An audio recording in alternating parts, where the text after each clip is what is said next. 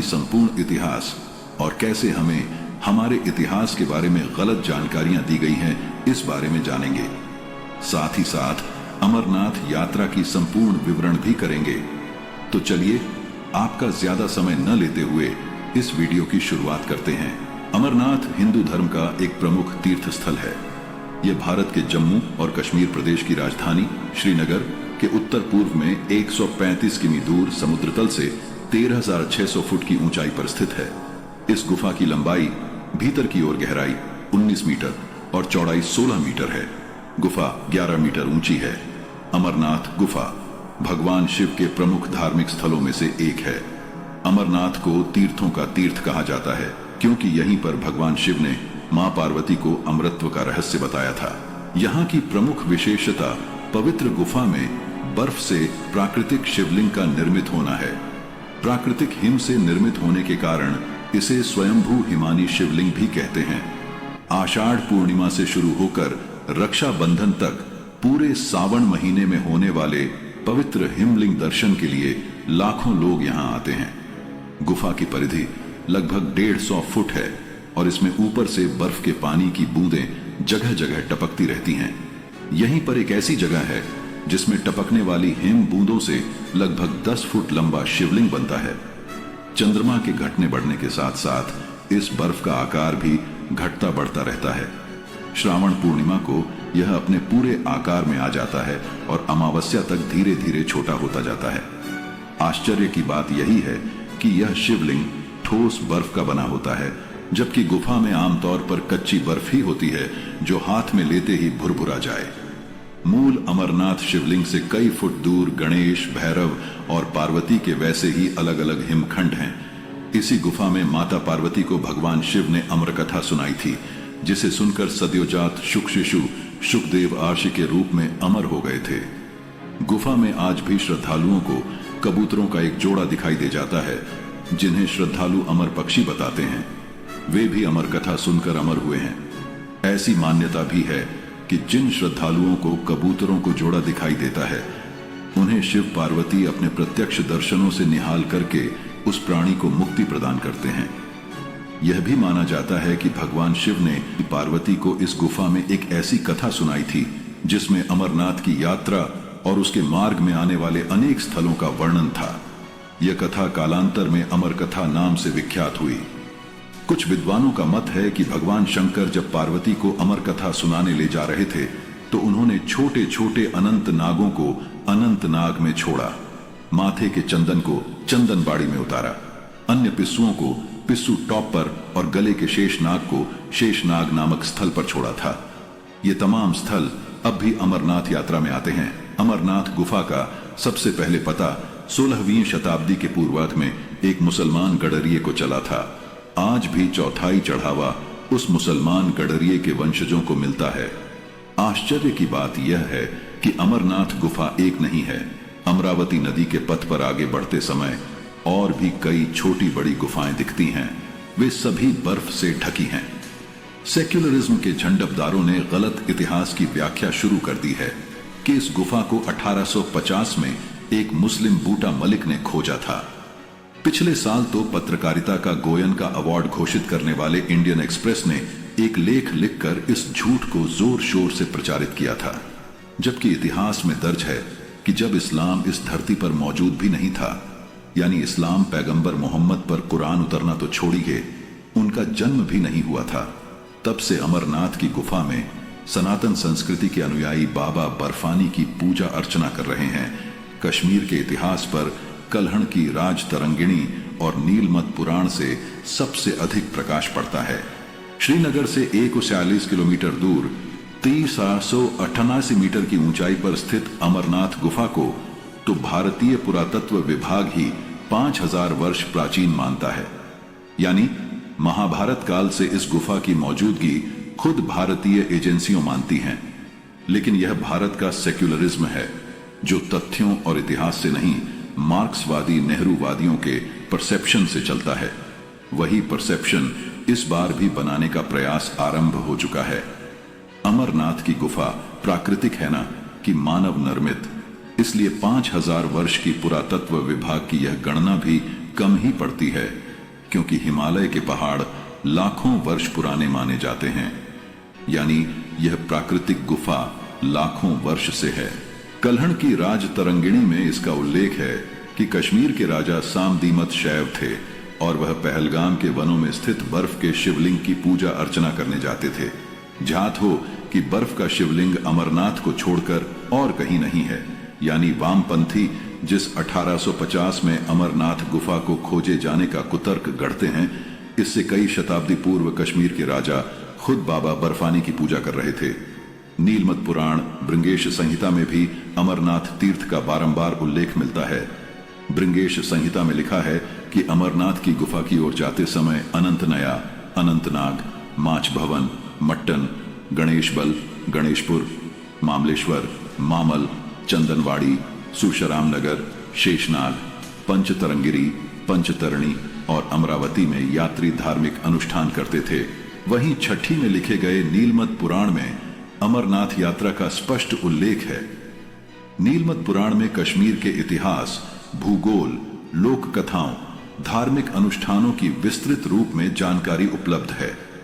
नीलमत पुराण में अमरेश्वरा के बारे में दिए गए वर्णन से पता चलता है कि छठी शताब्दी में लोग अमरनाथ यात्रा किया करते थे। नीलमत पुराण में तब अमरनाथ यात्रा का जिक्र है जब इस्लामी पैगंबर मोहम्मद का जन्म भी नहीं हुआ था। तो फिर किस तरह से बूटा मलिक नामक एक मुसलमान गडरिया अमरनाथ गुफा की खोज कर सकता है?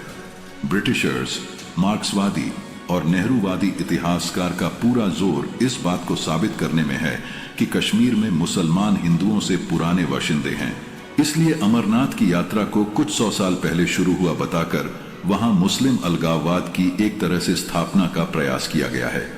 अमित कुमार सिंह द्वारा लिखित अमरनाथ यात्रा नामक पुस्तक के अनुसार पुराण में अमरगंगा का भी उल्लेख है, जो सिंधु नदी की एक सहायक नदी थी।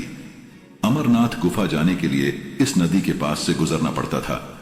ऐसी मान्यता था कि बाबा बर्फानी के दर्शन से पहले इस नदी की मिट्टी शरीर पर लगाने से सारे पाप धुल जाते हैं।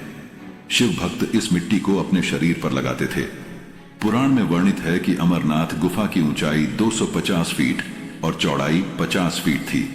इसी गुफा में बर्फ से बना एक विशाल शिवलिंग था, जिसे बाहर से ही देखा जा सकता था। बर्नियर ट्रेवल्स में भी बर्नियर ने इस शिवलिंग का वर्णन किया है। विंसेंट ए स्मिथ ने बर्नियर की पुस्तक के दूसरे संस्करण का संपादन करते हुए लिखा है कि अमरनाथ की गुफा आश्चर्यजनक है, जहां छत से पानी बूंद बूंद टपकता रहता है और जमकर बर्फ के खंड का रूप ले लेता है। हिंदू इसी को शिव प्रतिमा के रूप में पूजते हैं। राजतरंगिरी तृतीय खंड की पृष्ठ संख्या 409 पर डॉ स्टेन ने लिखा है कि अमरनाथ गुफा में 7 से 8 फीट की चौड़ा और 2 फीट लंबा शिवलिंग है।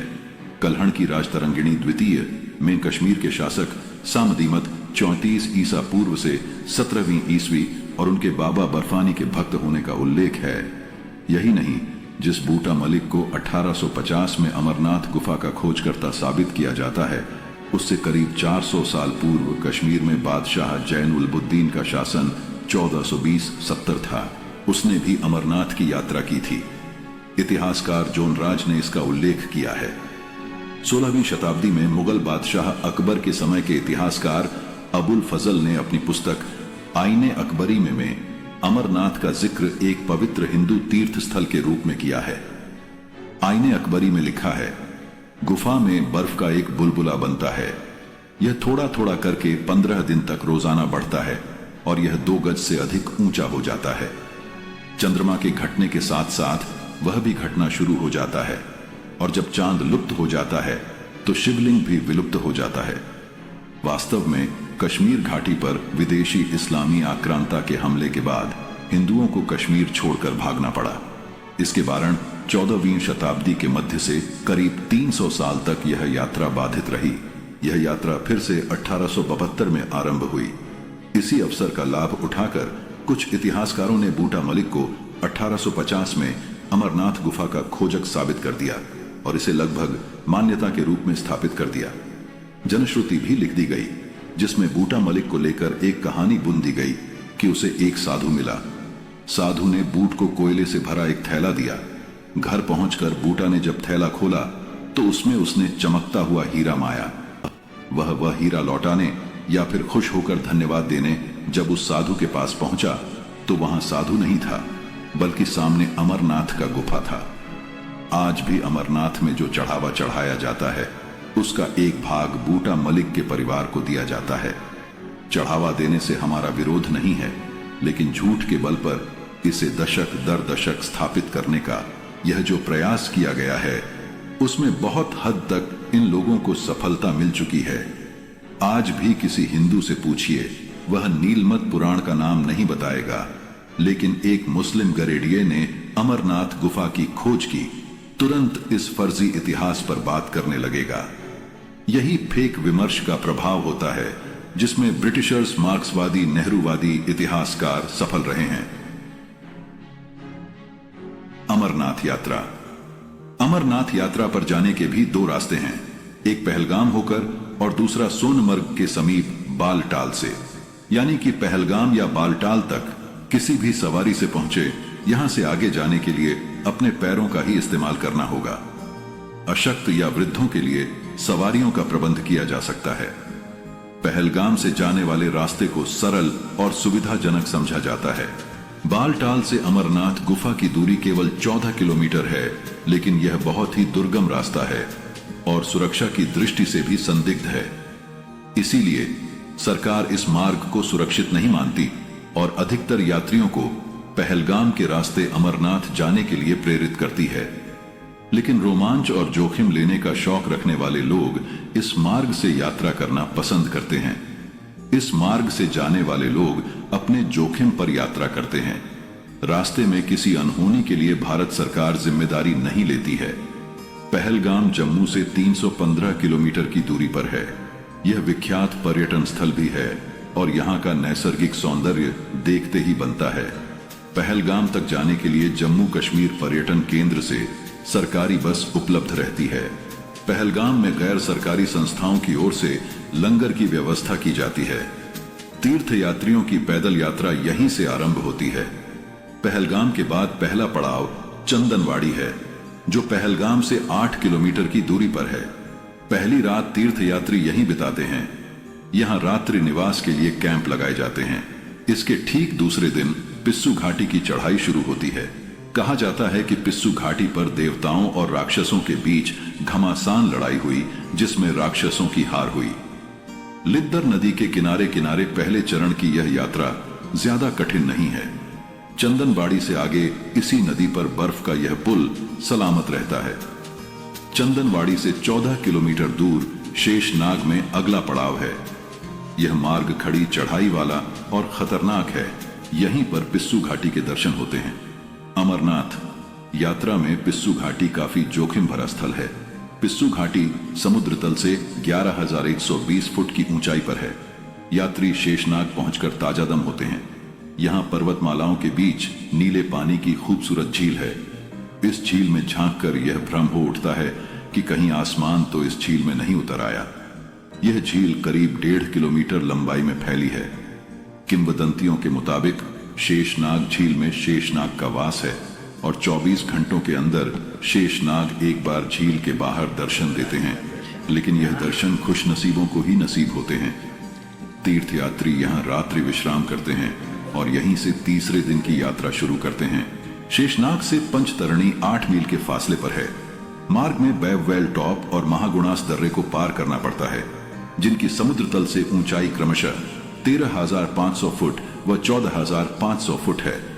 महागुणास चोटी से पंचतरणी तक का सारा रास्ता उतराई का है। यहाँ 5 छोटी छोटी सरिताएं बहने के कारण ही इस स्थल का नाम पंचतरणी पड़ा है। यह स्थान चारों तरफ से पहाड़ों की ऊंची ऊंची चोटियों से ढका है। ऊंचाई की वजह से ठंड भी ज्यादा होती है। ऑक्सीजन की कमी की वजह से तीर्थ यात्रियों को यहाँ सुरक्षा के इंतजाम करने पड़ते हैं। अमरनाथ की गुफा यहाँ से केवल 8 किलोमीटर दूर रह जाती है और रास्ते में बर्फ ही बर्फ जमी रहती है। इसी दिन गुफा के नजदीक पहुंचकर पड़ाव डाल रात बिता सकते हैं और दूसरे दिन सुबह पूजा अर्चना कर पंचतरणी लौटा जा सकता है।